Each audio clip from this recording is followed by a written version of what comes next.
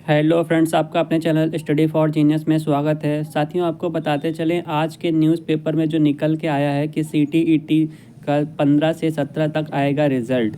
जैसा कि आप सबको साथी बता दें कि आपका जो सीटीईटी का मतलब कि सीटेट का जो आपका एग्ज़ाम हुआ था, ये आपका 21 जनवरी को हुआ था और जो इसका जो आंसर की है वो आपके आंसर की आ गई थी 7 फरवरी को।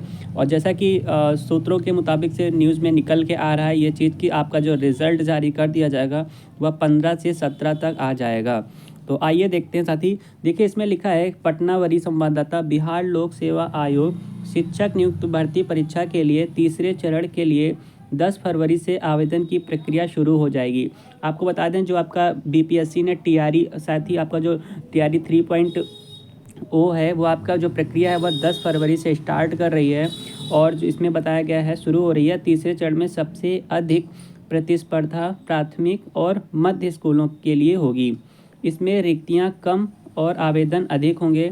इस वजह से केंद्रीय माध्यमिक शिक्षा बोर्ड की ओर से आयोजित सीटीईटी का रिजल्ट 15 से ये देखिए लिखा है 15 से 17 फरवरी के बीच आने की पूरी संभावना है। समझ रहे हैं साथी इसका रिज़ल्ट क्यों जल्दी जारी होगा, क्योंकि कहीं ना कहीं जो है बीपीएससी टीआरई 3 का एग्ज़ाम लगा हुआ है। और इसमें साथ साथ इसमें ये भी कहा गया है कि अगर जब तक रिज़ल्ट आपका नहीं होगा हम अपेयरिंग वालों को नहीं लेंगे। इस वजह से जो है आपका रिज़ल्ट जारी कर दिया जाएगा। और भी आइए चीज़ों को समझते हैं। सीटीईटी में पेपर 1 और पेपर 2 को मिलाकर देश भर से 31,32,000 अभ्यर्थियों ने आवेदन किया था। वहीं बिहार से दोनों पेपर मिलाकर 5,58,000 अभ्यर्थियों ने परीक्षा दी थी। परीक्षा 21 जनवरी को ली गई थी। इस परीक्षा में सफलता प्राप्त करने वाले लाखों अभ्यर्थियों को तीसरे चरण में आवेदन का मौका मिल जाएगा। तो साथियों, अगर जिनका भी आपका सीटेट का एग्ज़ाम निकल गया उनके लिए बहुत ही खुशी की बात है। क्यों खुशी की बात है? क्योंकि जो है उनको टीआरई 3 में बिल्कुल मौका मिलेगा।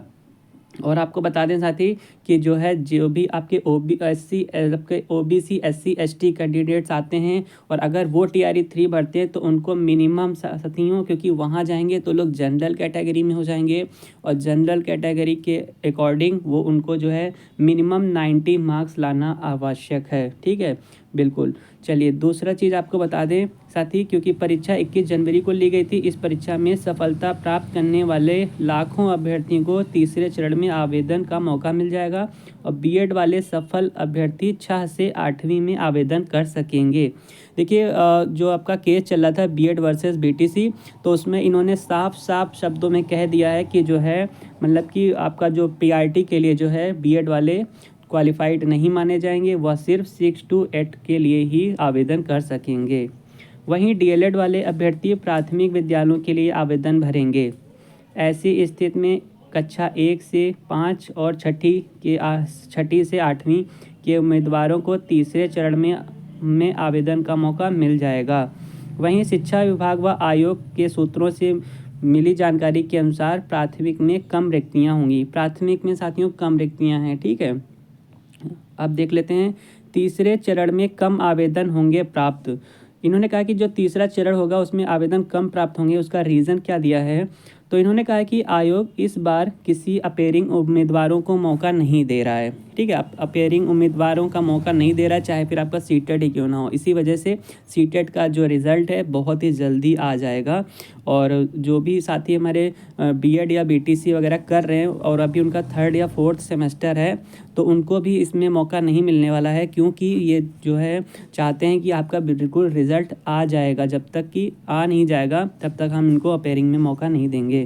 जिनका रिज़ल्ट पहले से क्लियर है उसी को आवेदन का मौका मिलेगा। देखिए, इन्होंने साफ शब्दों में ये चीज़ कह रखी है, नोटिस कर रखी है कि जिनका रिज़ल्ट पहले से क्लियर है उसी को आवेदन का मौका दिया गया है। क्योंकि आप लोगों ने देखा था टीआरई 1 में जो है इन्होंने अपेयरिंग को लिया था, तो उसमें बाद में जो है बहुत कैंडिडेट्स को निकालना पड़ा। रिज़ल्ट में जो है ऊपर नीचे हो गया था, क्योंकि कुछ बच्चे जो है एग्ज़ाम क्वालिफाई कर लिए थे टीआरई का, लेकिन जो है उन्होंने सीटेट का एग्ज़ाम नहीं निकाल पाए थे।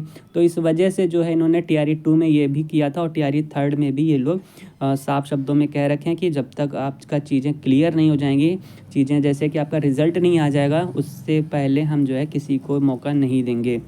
अगला इन्होंने पॉइंट रखा है कि बिहार बोर्ड की ओर से STET के लिए आवेदन तो दिसंबर में ही करा लिया था गया, इसकी परीक्षा मार्च में संभावित है। ठीक है, जो इन्होंने STET कराया था उसकी परीक्षा मार्च में संभावित है, अभी क्लियर नहीं है। ऐसी स्थिति में नए अभ्यर्थी प्राथमिक और उच्च माध्यमिक में नहीं आएंगे। ऐसी स्थिति में पूर्व में STET सफल उम्मीदवार ही आवेदन कर सकेंगे। आपको बता दें कि जो इस टाइम पे जिन लोगों ने फॉर्म भरा था दिसंबर में STET का, उनका भी एग्ज़ाम नहीं हुआ है, मार्च में संभावित है, तो वो लोग जो है फॉर्म इसमें नहीं भर पाएंगे। इससे पहले जो उम्मीदवार क्वालिफाइड हैं उनको ही मौका दिया जाएगा। साफ शब्दों में ओवरऑल कहा जाए तो अपेयरिंग को मौका नहीं दिया जाएगा। उच्च माध्यमिक व माध्यमिक में कम आवेदन की संभावना है, पर इसमें रिक्तियों की संख्या ज़्यादा होने की संभावना है। पूरे राज्य में उत्क्रमित विद्यालयों की संख्या बढ़ी है और ऐसी स्थिति में माध्यमिक व उच्च माध्यमिक में रिक्तियाँ अधिक होंगी। दूसरे चरण में इन्होंने क्या कहा है कि दूसरे चरण में साथियों इन्होंने कहा है कि दूसरे चरण में परीक्षाओं में कई विषयों में कम अभ्यर्थी सफल हो सके थे। ऐसी स्थिति में तीसरे चरण में रिक्तियां अधिक और आवेदन कम प्राप्त होने की संभावना है। तो ये चीज़ सामने निकल के आ रही है। और आपको बता दें ये चीज़ इन्होंने और पॉइंट्स कुछ नोटिस किए हैं। एक तो आपका ये हो गया कि रिज़ल्ट आने से लाखों अभ्यर्थियों को मिलेंगे मौके। अगर आपका सीटेट का रिज़ल्ट जैसे कि इन्होंने कहा है 15 से 17 फरवरी के बीच में आ जाएगा, तो ऐसे लाखों लाख अभ्यर्थियों को जो है टायर जो आपका 3 है उसमें मौका मिलेगा। और प्राथमिक व मध्य विद्यालयों के लिए होगी बड़ी प्रतिस्पर्धा, कंपटीशन मतलब बढ़ जाएगा इन्होंने कहा है। ठीक है, क्योंकि रिज़ल्ट जब जारी कर दिया जाएगा आपका सीटेट का, तो भाई लाखों जो भी क्वालिफाइड हो जाएगा वो बिल्कुल फॉर्म भरेगा। ठीक है, और इससे क्या होगा कि कंपटीशन जो आपका प्रतिस्पर्धा है वह कहीं ना कहीं बढ़ जाएगी। 6 माह में शिक्षकों की 3 लाख रिक्तियाँ निकाली गई हैं। एक तरफ से देखा जाए तो पूरे देश में शिक्षक नियुक्ति में रिकॉर्ड बनाने में बिहार सबसे आगे है। ये तो बिल्कुल बात सही है। और कुछ राज्य ऐसे हैं जहाँ पे एकदम अभी भी एकदम नल सूखा पड़ा है, टूटा पड़ा है, वहाँ कोई भी सुदबुदाहट ही नहीं हो रही है कि जो है आपकी वैकेंसी कभी आएगी कि नहीं भी आएगी। लोग धरना कर रहे हैं तो उनको भी भगा दिया जा रहा है। और यहाँ पे एकदम बाढ़ आई है बिहार शिक्षक भर्ती में। देश का यह पहला राज्य है जिसने 6 माह के अंतराल में 3 लाख से अधिक शिक्षकों की रिक्तियाँ निकाली हैं। और इसमें पहले चरण में 1,20,000 रिक्तियों को भरा गया। वहीं दूसरे चरण में लगभग 96,000 शिक्षक नियुक्त किए गए। और दूसरी तरफ शिक्षा विभाग के आदेश के बाद BPSC ने तीसरे चरण की वैकेंसी भी निकाल दी है। इसमें भी 87,000 रिक्तियां आने की संभावना है। ये देख लीजिएगा, इसमें कहा गया है कि BPSC ने जो तीसरे चरण में वैकेंसी निकाल दी हैं, इसमें जो है समथिंग साथी बताते हैं 87,000 रिक्तियाँ आने की संभावना है। ठीक है, 87,000 मतलब कि 90,000 के समथिंग इसमें आपका टायर 3 में जो वैकेंसी जो हैं आने वाली हैं। इसके लिए आवेदन की प्रक्रिया 10 फरवरी से शुरू हो जाएगी और आवेदन की अंतिम तिथि आपकी 23 फरवरी निर्धारित की गई है। ठीक है, 23 फरवरी निर्धारित की गई के साथ ही बढ़ भी सकती है अभी। ठीक है, और आपको पता है 7 मार्च को एग्ज़ाम है। ठीक है, 7 मार्च से एग्ज़ाम आपका स्टार्ट हो जाएगा और 17 मार्च तक चलेगा। तो ये सारी चीज़ें इन्होंने बताई साथी। और जैसा कि इन्होंने कहा था कि हम हर साल अगस्त में भी वैकेंसी निकालेंगे, 24 अगस्त को एग्ज़ाम कंडक्ट कराया करेंगे, तो वह भी आपका आएगा। ठीक है, तो जिन कैंडिडेट्स का साथी अपेयरिंग में है अभी, तो उनको परेशान होने की ज़रूरत बिल्कुल भी नहीं है। क्यों नहीं है? क्योंकि ये अगस्त में फिर एग्ज़ाम आपका TRE 4 लेके आएंगे। ठीक है, आपका TRE 4.0 लेके आएंगे, अगस्त में भी कंडक्ट कराएंगे। तो एक प्रकार से देखा जाए बहुत ही अच्छा है जो सीटेट का रिज़ल्ट आपका जारी हो जाएगा। 15 से 17 तक आने की संभावना है, क्योंकि साथ ही ये लोग जो है ज़रूर CBSE से कनेक्टेड रहते हैं, इनको जो है अंदरूनी जानकारी रहती है।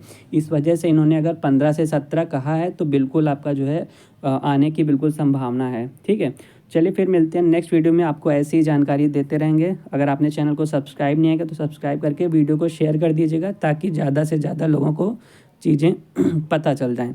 चलिए, तब तक आप अपना ख्याल रखिए एंड भगवान करे आपका दिन शुभ हो। मुझे भी इजाज़त दीजिए। Thank you for watching this video.